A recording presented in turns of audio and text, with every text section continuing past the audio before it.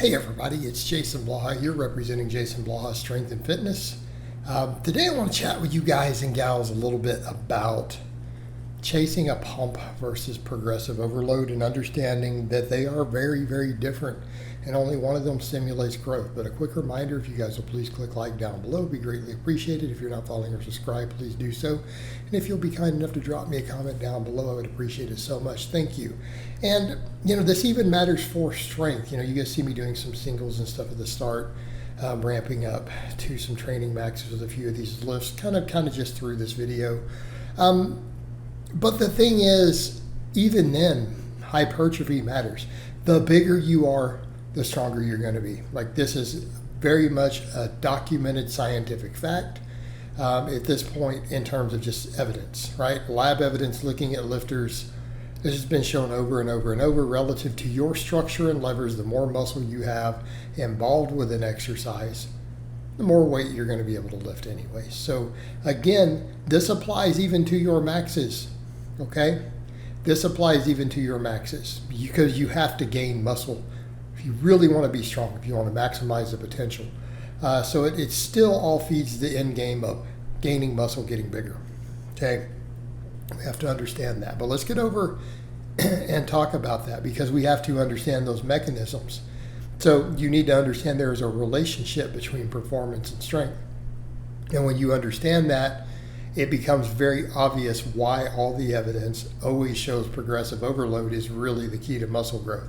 Because you kind of look at that and go, wait a minute, bigger muscle is a stronger muscle. If it always has more force potential, wait, the bigger you get, the stronger you're going to get. Well, yeah, that's going to apply to your work sets too, isn't it? And I'm not talking about using leverages or cheating or anything else to do that. I'm talking about in the same range of motion, using the same lever, everything else. Yeah, it's the big factor. So when people are like, well, I'm not in here trying to do that, I'm just trying to chase a pump. I'm like, well, why are you trying to chase a pump? Because it feels good?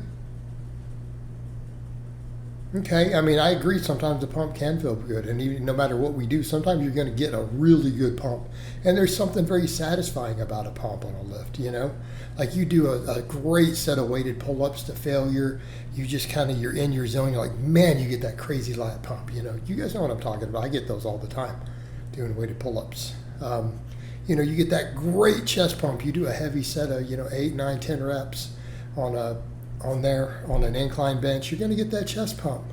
But the pump should just be seen as a byproduct. It is not the driver of hypertrophy. And people will say, well, I enjoy it, it's fun. Well, are you here to have fun?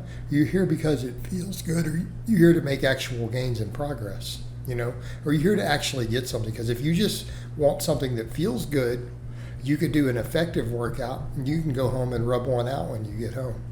Like you don't need to go to the gym or the weight room to do something that feels good, okay? Because if all you're doing in the gym is doing it, well, it feels good to get a pump, you're just in the gym to feel good, you're pretty much just jerking off anyways. It's just another type of masturbation,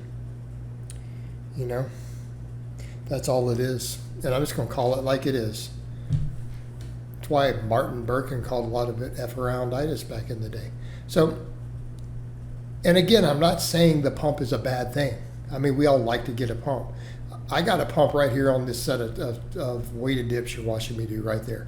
All the way down that deep range of motion, taking that set to failure, I had a heck of a chest and tricep pump, okay? But that's not what drives muscle growth. Muscle growth is driven by work. It is driven by workload. Progressive overload, progressive tension. And we have to understand when we say tension, not just, hey, can you lift more weight by cheating or leverage or shortening range of motion? Can we do more work? Okay? Can you add weight? Can you add reps? While still taking sets very close to failure or to failure. Just a bunch of those sets you just watched that went to failure on that. I got stuck at the bottom. Right? We get stuck at the bottom. That's failure. You should be very close to failure or reaching actual failure. But dudes will feel the pump and then think they've reached muscle failure, they're close to it just because they got a pump or a burn. No, that's absolutely not the case. People need to take, even if you don't train to failure frequently, you need to do so sometimes just to know what it actually feels like. And I would say that even under a back squat or a bench, something that you're really worried about getting stable on, take them to failure every now and then, just to know what it feels like, the rep before you reach failure. Real good idea.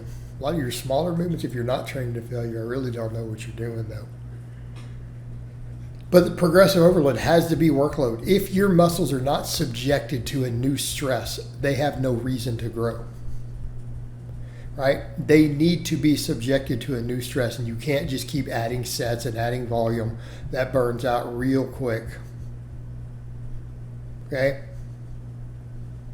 Like right there, that was failure. Did you see the form breakdown on that final rep? And then it came down and I could not come back up. I got stuck at the bottom. That's failure, guys. But you need to be progressively overloading to that often. So you need to be able to add weight. You need to be able to add a rep. If you're not able to do that, you're not really gaining muscle. And I don't care how much of a pump you get. The pump itself is not a driver of hypertrophy, not a driver of muscle growth.